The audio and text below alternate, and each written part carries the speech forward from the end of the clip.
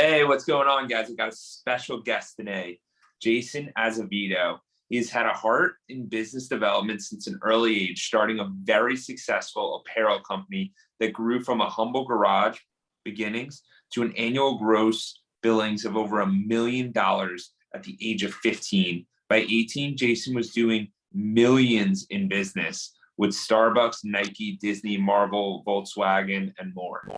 And now, in 2021, Jason co-founded MRCA, Manufacturing Revitalization Company of America. Jason, how are we doing today? We're super excited to have you. Dude, doing good. Thank you for having me on. Really appreciate it. Yeah, we're excited to have you here on the Clockedin podcast. Now, you're going to have to back me up, Jason. 15 years old, millions. How does this even happen? So my brother and I started the original company, and we started in February of 2007. So what ends up happening is we get going. I'm in high school. We're those kids that are like, oh, we're gonna start a company and make lots of money and it's gonna be great. And the genius idea is we're gonna make t-shirts. And it come about fall of 2007, early 2008, the entire market in the United States, no matter what market you're in, just explodes.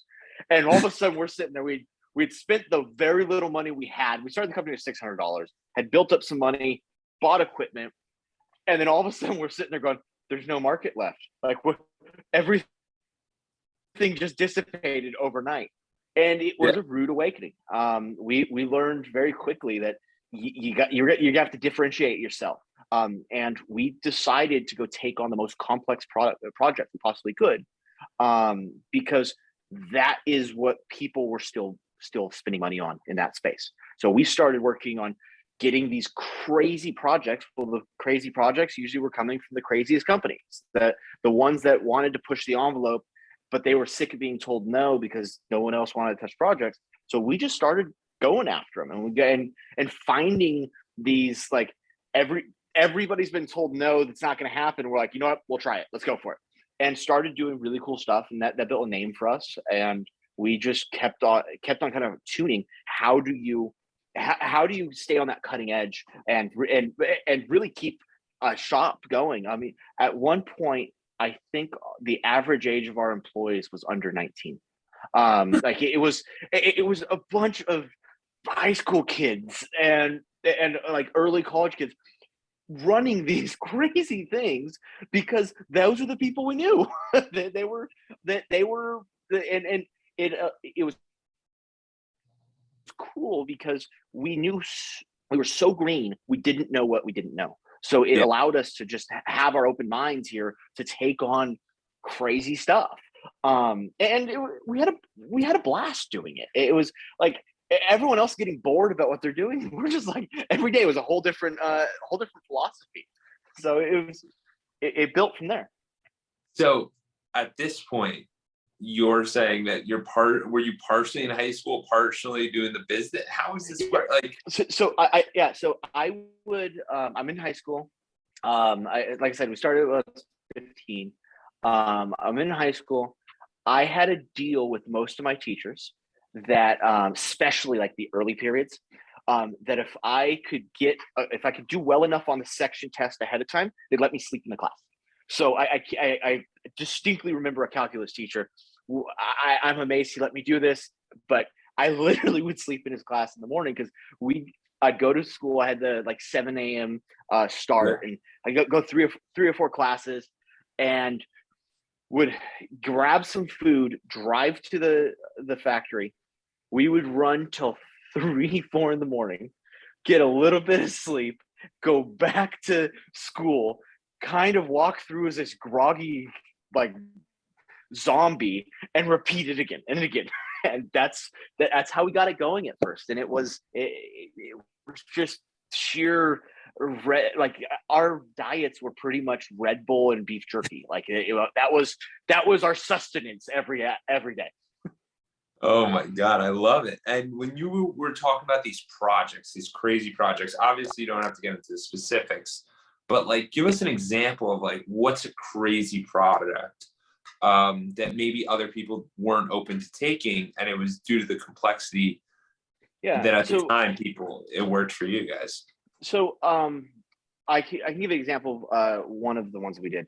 So we actually printed this giant muffin on a shirt. Okay, it was gaudy, like it was just way over the top. And where the muffin, kind of the muffin top came on, all the inks were like puffy. They were almost like puffy paint. So it felt like the texture of an actual muffin. And then we figured out how to homogenize vanilla essential oil into the inks so that it smelled like a vanilla cupcake at all times. And then it had like sparkle to it and all this. And then all of it was being done with the most healthy inks that were in existence yet, because right around then they were changing the laws that you had to use phthalate, no phthalates within inks. So we're doing this with inks that are completely untested. And people are like, what's the point of this? Like, it's because we can't. And like every little kid loves having this giant puffy piece. Another one that we did for a certain superhero, a very well-known superhero, we actually developed the arm sleeves for how it created all the contour and all of the effects that were being done on the sleeve. I had a costume designer walk in one day and he was just like, I have a crazy idea and I heard you guys are crazy enough to listen to me. Okay, sure, let's talk about it. So that was it was all sorts of stuff like that. We've always kind of just trying to push the envelope on what was really possible, and really how to get a nice, good quality product with that kind of craziness. Wow, that now I get the picture of what you're really talking about here. That's interesting. Yeah, it's fascinating how differentiating yourself, and even at a younger age, it doesn't matter, but that can give you access to what not everyone else is doing, because everyone else is kind of sticking to their lane and they go, we don't do that. And it's like, yeah, no, we can try whatever. Yeah, exactly. Well, and the beauty of it is really sometimes it's nice to not know what you don't know. Like we were doing stuff. Everyone's like, that's not going to work. We're like, we don't know it's not going to work. Like we had at one point, we had designed overhead projection systems. So and we got into doing like actual fabric too, and all of that, not just like t-shirts. We had overhead projection systems so that the operators could see everything they were going to print on the entire item before it ever even got on, before it had a touch of ink. So people would come in and we've got these technological advancements because we're having to push things so far that our guys need way more back-end support. So we've got literally like projectors hanging from the ceiling that are putting a perfect image down. They can check everything they're doing against it. And all of it had to be developed in-house because none of it existed. Actually, we made a machine one time using, it was to put kind of furry flock onto a piece of clothing. And we charged the machine with 100,000 volts at like 1/10 of an amp, and accidentally shocked me. It's about 45 minutes. We're just down for the count. I'm like, ooh, we shouldn't be building our own machines all the time. But that's what you do when you're trying to push that envelope, especially when you're just starting out in business. You don't have the opportunity to just go buy every off-the-shelf thing. You really got to get innovative and start developing. Yeah, and get creative, because the disposable income, and that's what happens is a lot of people, as they age up and go higher, they aren't penny pinching anymore. They're like, oh, we'll buy that $5,000 machine that we can make for $200. Like it happens all the time. But I just bring this up because it's very it's part of your success story. It's something that made you unique and what you and your brother did. Yeah, I mean, well, and as we moved on to more and more manufacturing companies and doing wider range of products than just clothing, a lot of the same skills that we had developed to run an entire facility where everybody's like 17 to 19 years old, you learned how to work with people really well. You learned how to get these systems really in place and how to develop people really well. Because we couldn't go out and buy the guy with 30 years knowledge because we couldn't afford it. So you really got to the point that you learned how to really work with your employees, really develop them and how to develop systems that functioned even when you didn't have everything. And till this day, we hold those very, very important to us, because you learned more having to be scrappy than you ever will with a giant checkbook. Absolutely. That's one of Tony Robbins' things, where he says it's better to be resourceful than have resources. Yeah. Because the more resourceful you are, the more you can get done. Yeah. And no, it is nice to be resourceful and have resources. That is that always works out real nice. So so to fast forward a little bit, I know you did some companies, but that resourceful and resources, that's kind of where you're at today, right? With MRCA. What's going on there? So we started MRCA about a year ago. And the whole concept behind it is there are amazing legacy US manufacturing companies throughout the country.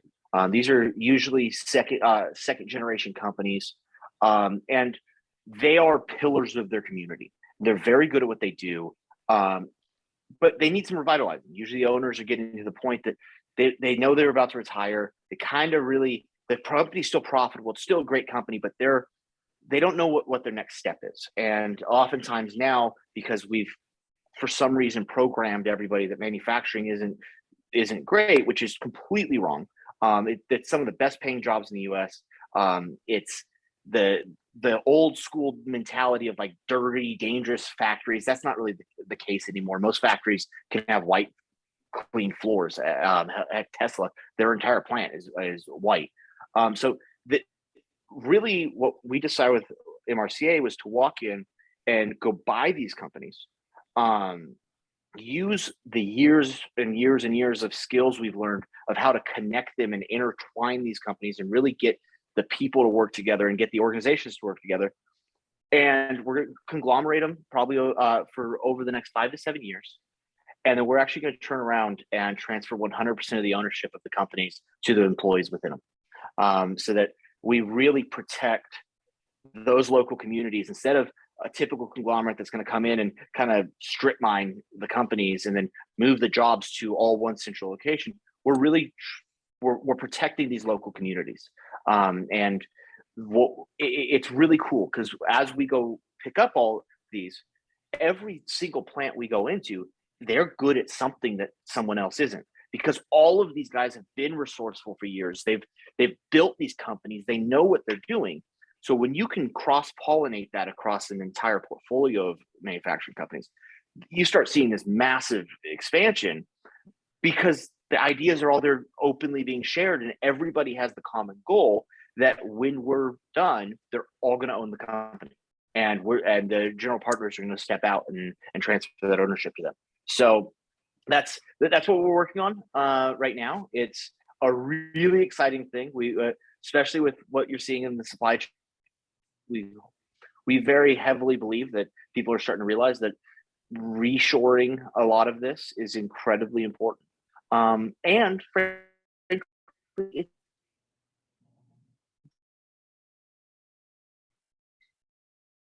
good for the local teams that are great benefits for the people within them. Yeah, absolutely. And one of the things you mentioned is that you were talking about how people go into manufacturing areas. What was the real change? Like, what's the normal conglomerate doing versus what you're doing?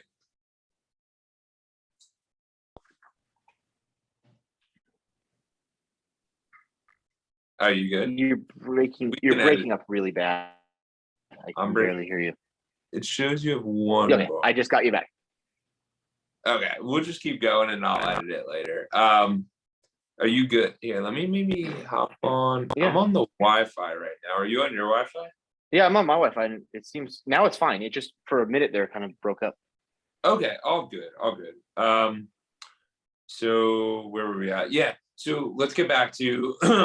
So we'll we'll restart it. Yeah. But basically, my question is in regard to manufacturing, what are the normal conglomerates doing versus what you guys are doing, and what distinguishes like if you could give an example, what distinguishes a certain manufacturing town? Okay, so we'll start first off with what a normal conglomeration does. Oftentimes, these companies are going to come in, they're going to buy a bunch of plants. They're going to take the best business and equipment out of the plants, combine them all into one giant plant in a city that they choose. Usually a place that they're going to get really great tax benefits, or that they already have something, or but it's really kind of a strip mining. They go in, they go in, they, for all intents and purposes, they gut the companies. And we're the opposite of that, because when you buy a legacy company, if you strip it, you just threw away the legacy, and that's the value in it. So a company that's been doing something for 50, 60 years and has guys in there that are they're the second generation working in the company. They understand things that nobody else does because they've lived it, breathed it. So if we can take that knowledge base and add in new equipment or new processes or new information from another one of our plants, we get this expansive growth within it. The other thing too is because nowadays geographical location within the US is incredibly important. We're looking at shipping prices. So us having plants dotted throughout the country is incredibly valuable. We've got one client asked us to put an additional plant in Boise, Idaho recently.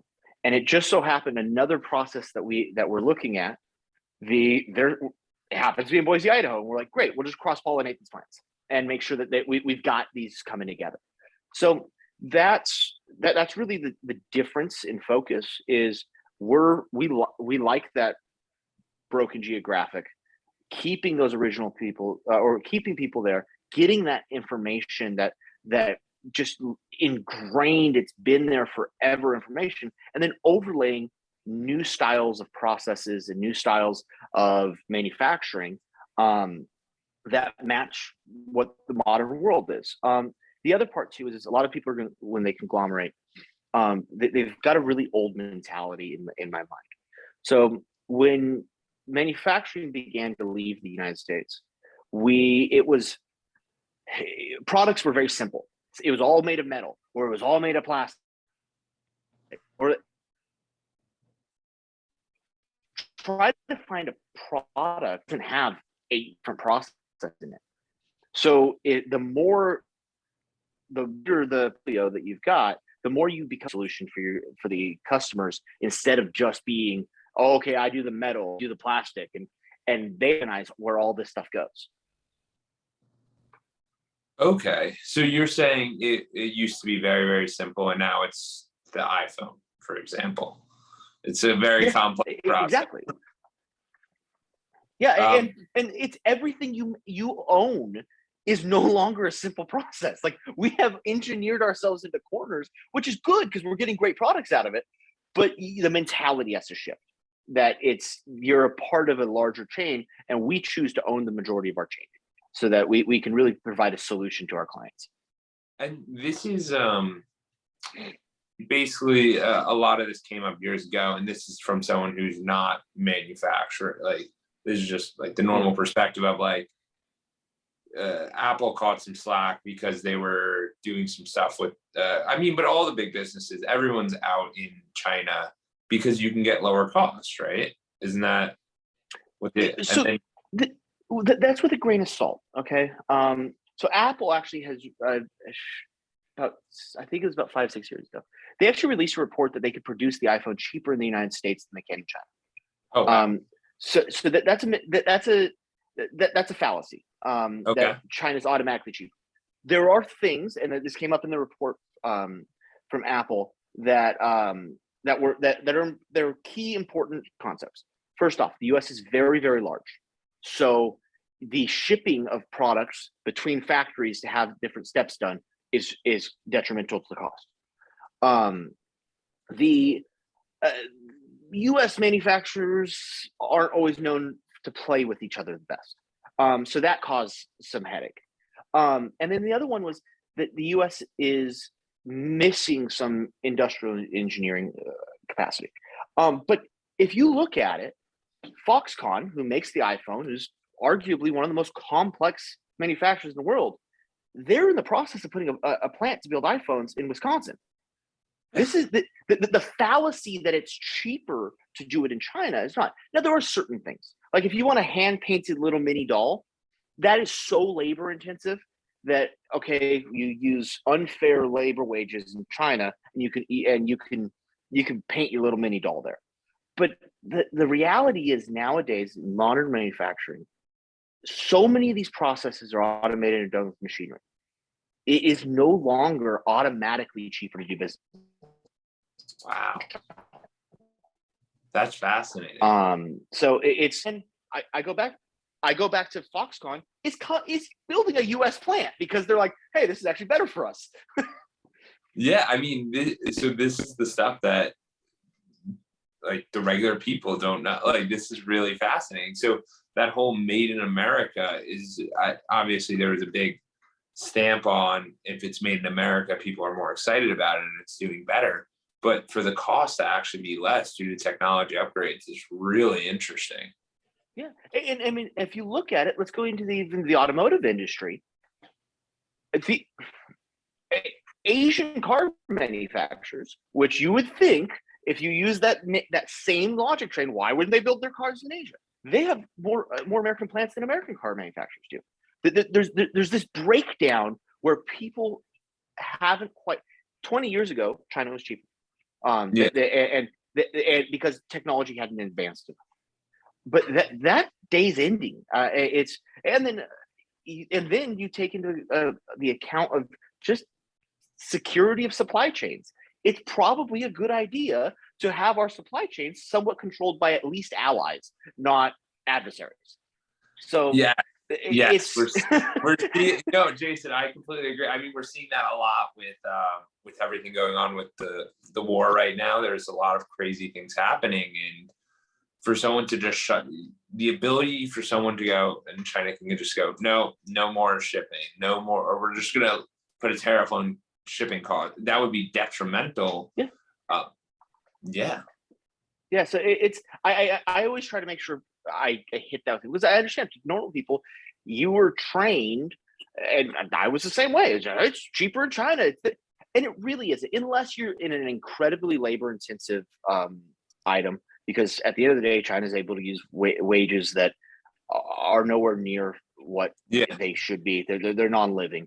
And the other time is if it's environmentally really bad, because the U.S. does protect its environment and does have rules to it, and a lot of low-wage countries just don't care.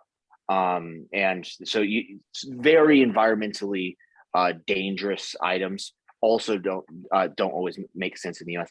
But the reality is the majority of items are now or are becoming competitive in the US again. Absolutely. So for you going into starting MRCA and just buying up these plants, what's the thought process? Is it really just how can we interconnect everything and make this system work for everybody, for the different landowners, for the different farmlands, for the different people that are in each of these towns, and then just seeing how everyone can cross-pollinate together and how it can make something really special, especially with that made in the USA. So on average, we're reviewing 50, let's say about 50 to 60 companies a week. Wow. Of that, 3 to 4 make it to step 2 of the review. So we are very selective. There are things that we look for. We look for owners that truly care about their people, because that's a culture that has to exist for us. How do you, not to cut you off there, but how do you check that out? How do you, so what's the indicator for you? When we do our initial meetings with any owner,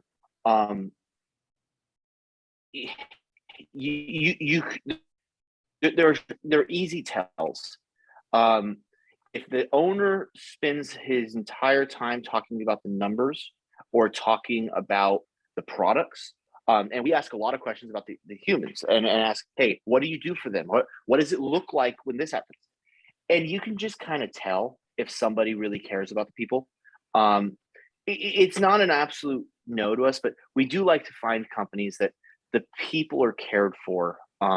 First off, because those are the type of sellers that I want to do business with. And beyond that, it's if somebody's been cared for, they're in a good position for us to kind of revitalize that job and push it forward. If a company, and we do see this, and it's sad, sometimes you walk into a company and the people are being treated horribly, and you're like, well, then that's not a good that doesn't have a good legacy attached to it. So you're making it work just because you're a bulldog and you're largely attacking the employees to get more out of them. So we take that into a heavy account of just kind of what does that look like. Other one is look at the general area that they're in. How important is this company to is that another big one is are a living wage for that area. So really trying to understand. I've got one seller right now. He spends all year long excited buying Christmas presents for the Christmas giveaway, and he'll dress up as Santa Claus and give it all out. And I heard this story. I'm like, I want to do business with you. Like it was like, if you spend your whole year just excited about being able to give back to your people on that week, that's it. Like that, I know that we can do something together because your heart's in the right place. So you built a company that matches that. Yeah. Okay. So it's really the indicator on knowing that it's about the people and really helping these people. And when you guys go in, you don't even want them. Do you even want the people to realize that it's new ownership? I mean, so when we buy a place, we'll immediately announce it's new ownership. Of course. And then we also have to acknowledge. We also have to announce to the employees, hey, by the way, when we're done with this, we're transferring all the ownership to you too. Like and that you always get this like questionable face of like, wait, what? No, this doesn't make sense. Like we'll show you guys, we'll map out how this all works, but I'm promising you, when I'm done here, you're gonna own the company. But when we go in initially to like do a site visit or a tour, you'd be amazed how much you could tell by the cleanliness of employee bathrooms, of how people feel about their company. If you walk in and they've completely destroyed the bathroom with graffiti or anything else like that, you know that either they don't care about the place that they work, or whoever is running the company doesn't care about giving them a nice place to go, because nobody looks at bathrooms. So like there's little things that we've learned over the years to do, and they are. And none of it's a absolute the one way or another, but you start getting a sense pretty quickly of what are we looking at, and how do these people feel about where they work. Yeah, that's really what I'm curious about, because how many people are going and doing this? It's very few. So as you go on this mission, where did this mission really stem from? Obviously, you guys did manufacturing, but really, let's dive into the giving back to the employees. I think everyone turns their head twice, going, "Wait, what? How are they going to own it?" So I'll kind of explain the genesis of it, and then we'll get into how does all work. But what's the genesis of it was my brother and I, that our life goal, mission, whatever you want to call it, has been giving back to communities. And this is not to say this is purely that we don't also make a living doing stuff like this, but it truly, I mean, we started one of the first true breast cancer charities that was actually helping women, not just for research. We've done a bunch of other stuff like that. It's how do we give back? And we were talking, and we've been buying manufacturing companies for years and connecting them and doing all that we're talking about. And one day we had come up with this plan to accelerate the buy cycle. And we reached out to our fund, who is now our fund manager. And I said, hey, I want to do this. Explain to me how we can get this going and moving. And I want you on my team. And he turned to me and he goes, well, if you believe to do it from the then he goes, then I think the most important thing is, or the best way to do this, I think we should add in a private equity as a tool so that we can let other people participate in this. And then we actually went a step further, and it's a $100,000 minimum investment because we wanted a very typical investor to actually be able to participate in what we're doing of trying to help out here.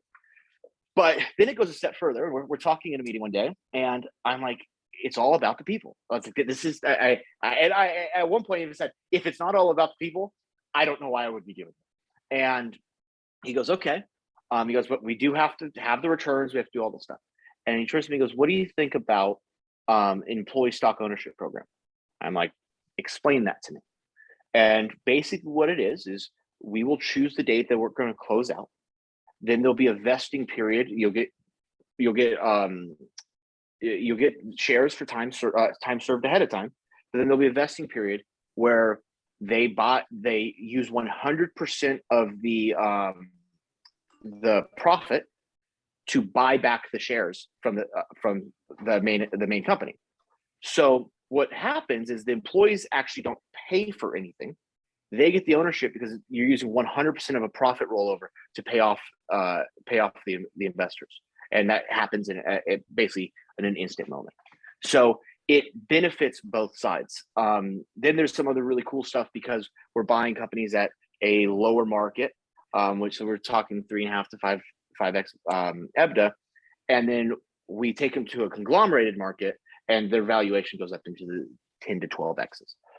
So the math is built in, but realistically, we choose a date that, hey, this is the trigger date, and then from then on, 100% of the profit of the entire corporation goes to pay down the purchase price, and the employees get 100% of it. They get 100% of the shares, and they get it into a retirement product. So it's actually into a tax-free environment because it's a retirement insurance product for them.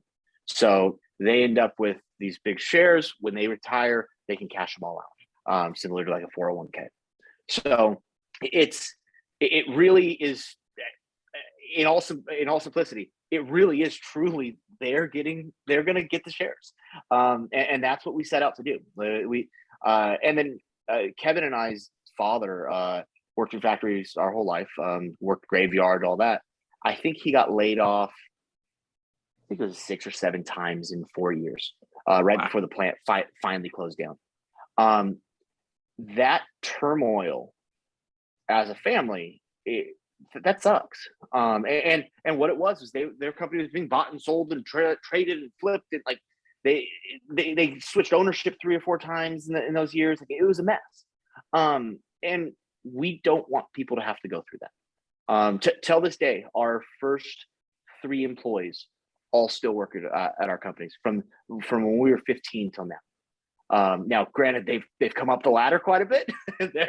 they're no longer near what they started at. They're all have kind of leading positions, but we truly have focused on how do you make sure that people are taken care of, and to that extent, then they take care of the company very well. Also, this famous Branson saying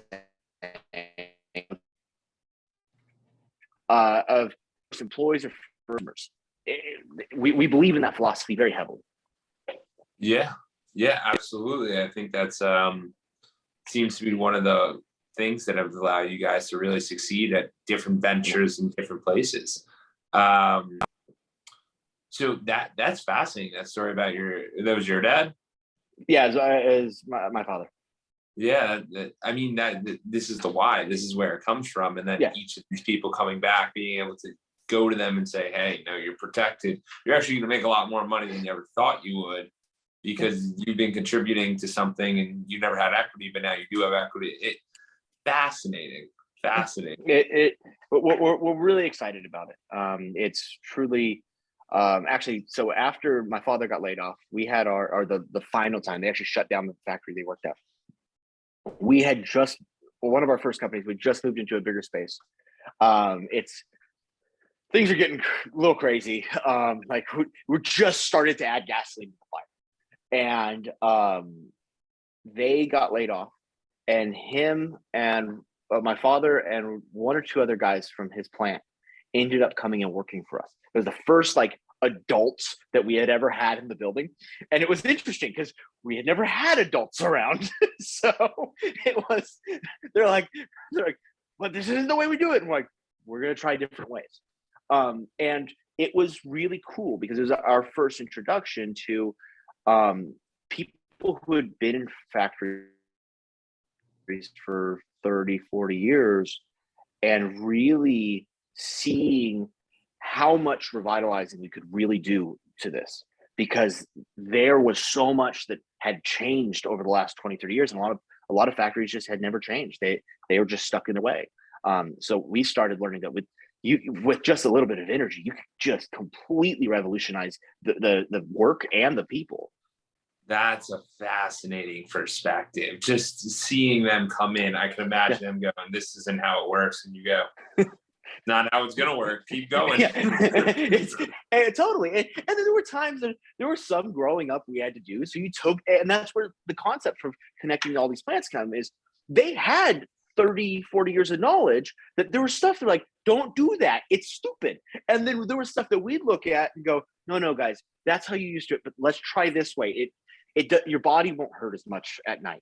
And we started working those two perspectives in, and it was awesome. It was like we realized how much progress we could really get done without any like insane adjustment other than just listening to people and like working with them.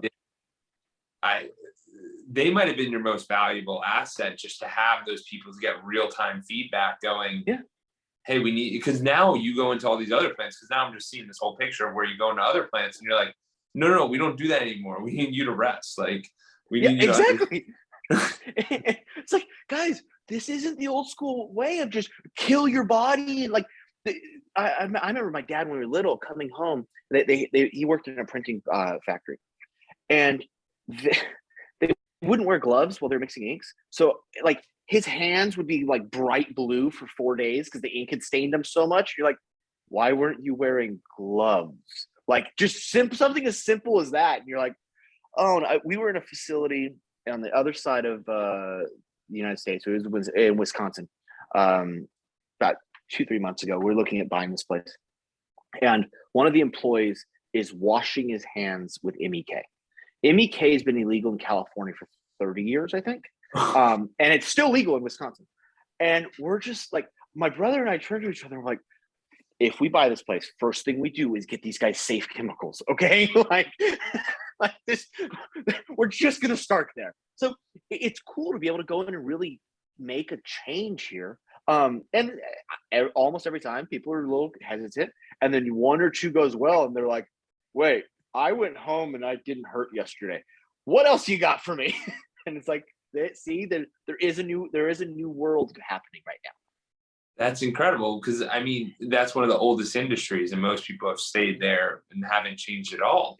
But the real benefit I see from you guys is just having that new fresh perspective and really bringing that to these older mindsets and these older perspectives and providing them a lot of insight and working with each other to help, because it solves a lot of issues. And I mean, this isn't just with manufacturing. This concept is used with everyone. That is why old people mentor with young people.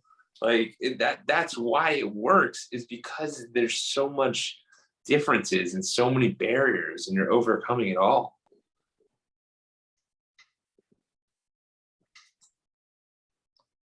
Yeah. Well, and that was one of the coolest things about starting at the age that we did. We were the cute young kids to all of the older guys. So, and actually to that point, older women, they would take us under their wing and be like, hey, stupid kids, like, let me show you how this works. And we think, sure, great, we'll learn anything. We love it. And we got that balance so early on. It's been awesome because we learned that, hey, there are reasons why things are being done the way they are, and there's reasons why things need to change. And if you can balance those two, you've got a very golden formula. Yeah, especially with you guys being so young and so looking to learn. And then you can sit there and go, Kevin, that's silly. That's silly. Like, don't tell dad, but that makes no sense. And then you move on and you're like, Oh yeah, and there's been plenty of times I had I mean we've got some very intelligent, very seasoned team members now nowadays, and I mean from guys who helped launch Tesla to like I mean you just really cool team, and it's fun because we tell this day you take everybody in a room, you grab a whiteboard, and you're like, okay, what can we do to make this better? I'll give you an example. We had one on Friday of last week. I was at my house in Texas, and I logged in. We've got overhead cameras over almost all of our production lines, and I logged in because I'm like, you know, they're like, hey, we need help on one of these lines. Like things aren't going great. I'm like, okay, cool. So I log in. I start looking at it. I'm like, huh, that's weird. So I call up one of the older guys. I'm like, hey, what do you think about this, this, and this? Okay. And we found a kid that was walking an extra 4 feet every time he had to put something down. Okay. And this is where our line jam starts happening. Now I make a phone call to a couple of people. I'm like, hey, are you guys seeing what I'm seeing? They're like, yeah, Jason, that's weird. I wonder what happened. Okay. So we call the line manager and go, hey, can you move the table that he's working on? Just move it 3.5, 4 feet to the right. Like just that, nothing else. They ended up adding 50% capacity in production in under an hour and removing 30% of the workforce into another section of the building. And then, but it was patient with the guys. We're like, this looks. The other one's like that poor guy's walking an extra 2.5 miles a day to do this movement. And we're like, dude, and he's like, well, it felt weird, but I didn't want to ask. And we're like, dude, if you're walking 2.5 miles a day, just tell us. that's fascinating because it's just, you just need other perspectives, and it's that simple, and it enhances everything that much more. Product cost goes down. Great, cool. Let's keep it going. Yeah, totally. But yeah, so that's the kind of stuff that makes this special. You build a team that you can just bounce ideas off of constantly, and it's a living, breathing organism. I mean, especially right now with supply chain, where you don't always know if you're going to get the metal order that you placed in tomorrow. Like so, keeping that fluidity of all the production lines, it works with really good collaboration. And that's what we build. It's just the most collaborative environment we possibly can. And taking old ideas, new ideas, stupid ideas. Like I have some of our best ideas, I kid you not, have come from like somebody who had like these girlfriends walking through and goes, that looks weird. We're like, at this point, that does look weird. And we're like, great, your insight works too. So it's really understanding that it's just about figuring it out and how to make everything more effective. Yeah, I love that because it's such an efficiency lens where everyone's looking for it, but it's not that anyone is better than anybody else. In the regard that you can provide insight that I would have no idea. And that's amazing stuff. Yeah. Well, we have something here when we've got really large issues on. We go try to grab somebody from every department. Yeah. Like the receptionist at the front desk will go down to talk about a production issue. And everyone's like, well, why do you do that? I'm like, because she's the only one who hasn't seen it 1,000 times. So maybe she has an insight that we don't. So that's incredible. So how can people find out more about your company if they want to invest, if they want to speak to you? How do they go about that process? What's the best way to find out more? Okay, so if you want to know anything more about MRCA, mrca.net is our website. It's got pretty much everything on there. There is also, if you want to talk directly to me, there is access to my to schedule a one-on-one meeting with me or with my brother. And we will take a meeting with pretty much anybody. We do love talking about this and what we're doing. If you're interested in investing, the website has a lot of investment information.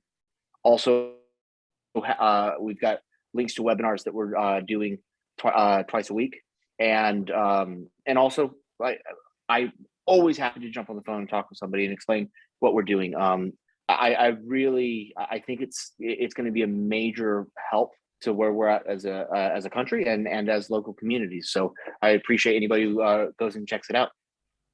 Absolutely. I thank you for everything you're doing. And I'll put all that information in the show notes too. Jason, thank you, man. This has been incredible. Thank you so much. Yeah, it's been a blast. Thank you again.